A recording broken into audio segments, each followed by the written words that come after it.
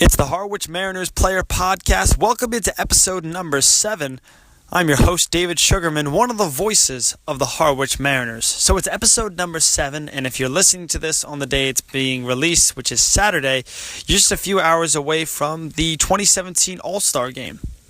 The Cape Cod Baseball League All-Star Game going to be played Saturday evening in Wareham, home of the Wareham Gatemen, just off Cape. So the Cape Cod Baseball League All-Star Game being played off Cape, but nonetheless, 3 Mariners got named to the All-Star team: Kobe Vance, Tyler Baum, and this week's guest, Nick Dalesandro.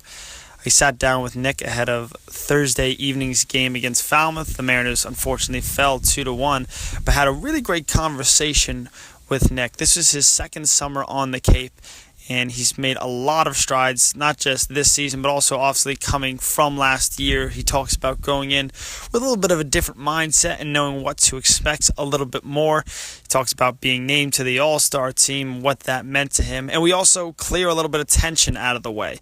Nick goes to Purdue, I go to Indiana.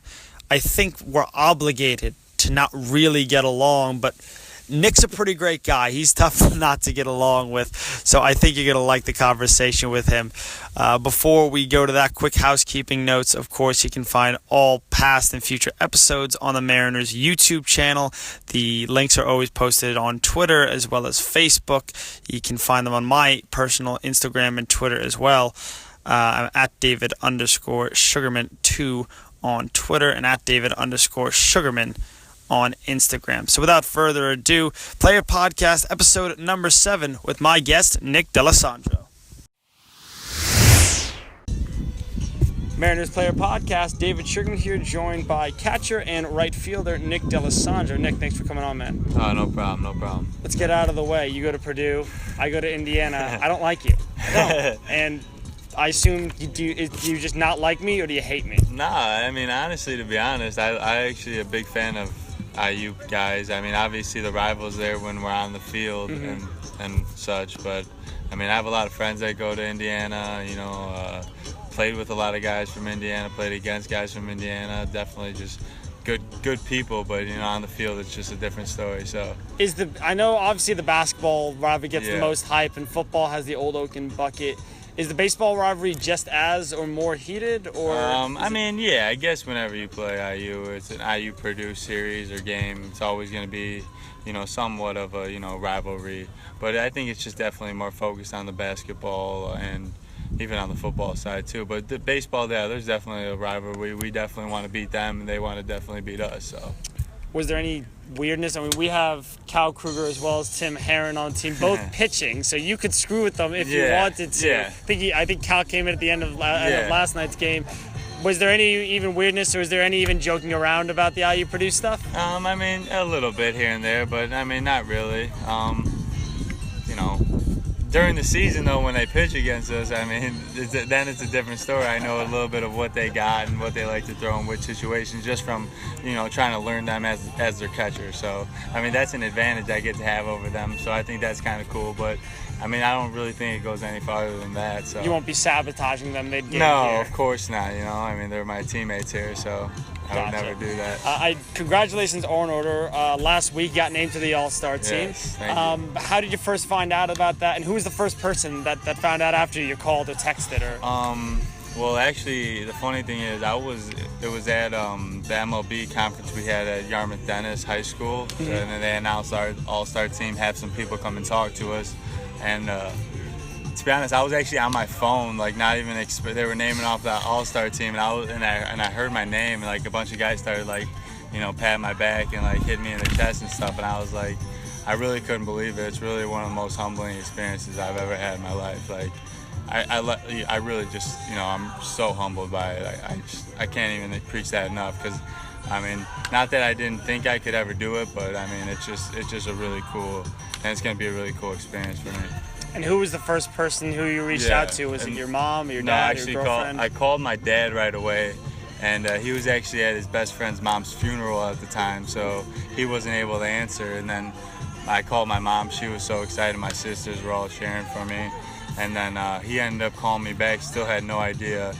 And I was like, yo, Dad, I made the All-Star team. And he's like, wow, what turning a terrible day into such a blessing. So it was pretty cool. He was definitely pumped up for me. I could hear it in his voice.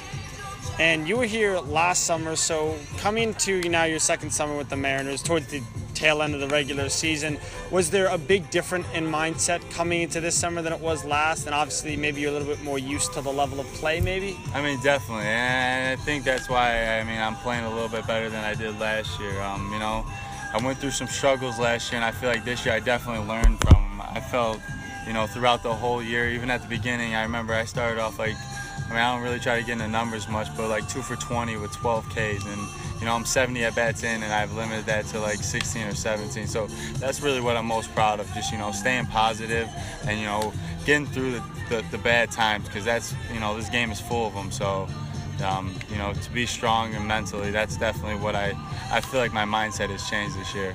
You talked about your dad before. He was the first one you called. Yeah. Father Mark, right? Yes.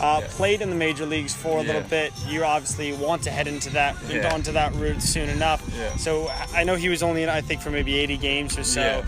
Do you talk a lot with him about what that experience was and maybe a taste of the lifestyle a little bit? Oh yeah, without a doubt. And he's one of the best baseball people I've ever met in my life. You can really ask anyone who's ever really been around him. He was just a guy, like you said, 80 games in the big leagues, but he was the kind of guy that would just listen and, try to learn every day, learn new things about the game. He had a lot of different, hitting coaches. Joe Madden, he played for Joe Madden, so Joe Madden, learned a lot from him. And, I just try to take everything that I've learned, that he's learned, and, put it in my own kind of swag in my own way.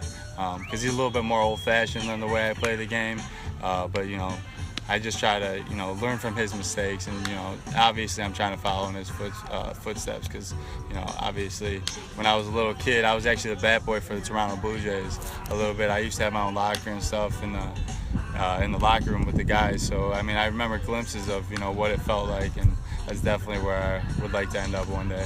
But you're an Angels fan, do I have that right? Yeah, well, he played for the Angels also, so okay. Yeah, because Garrett Anderson and Vladimir Guerrero were were my two favorite players. One of my dad's best friends was Garrett Anderson, so I have a bat with him. My whole room's Angels and stuff. So when I was a kid, I don't know, I just loved the Angels. Young Nick Dalesandro, the bat boy for the Blue Jays. How old were you at the time? Well, actually, with the Blue Jays, I was about 5, so I would kind of roam around where the bat boys was. I was still too young, and then once my dad moved on, towards the end of his career, towards AAA with the White Sox organization, I was able to be the bat boy and stuff.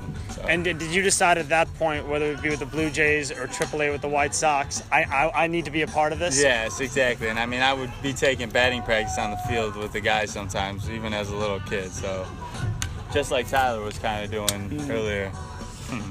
And so I always get guys out on these last two questions. One, what were you looking on headed into the summer to improve on the most, and then through the last fourth of the season here, what you want to continue to improve on the most before you go back to Purdue in the fall? I just want to continue to stay with my approach and, just keep trying not to do too much. Just trying to do everything I can to help my team win. Even though it's a summer ball, you come out here every day trying to win a ball game. So definitely just keep trying, hopefully turn this thing around a little bit. And we've gotten to know you pretty well through, this will be game number 33. We're recording this ahead of Nick Dalesandro, the player. What do you want people to know the most about Nick Dalesandro, the person, that they might not get from just watching you swing the bat and play behind the plate? Well, definitely a guy that, is a friendly guy, likes to talk to people. I don't know. I'm definitely a guy that a lot of people could get along with, I think. I'm open to a lot of things. So, that's really about it about me. I try to, just live life day by day. Awesome. Thanks, Nick. Good luck today.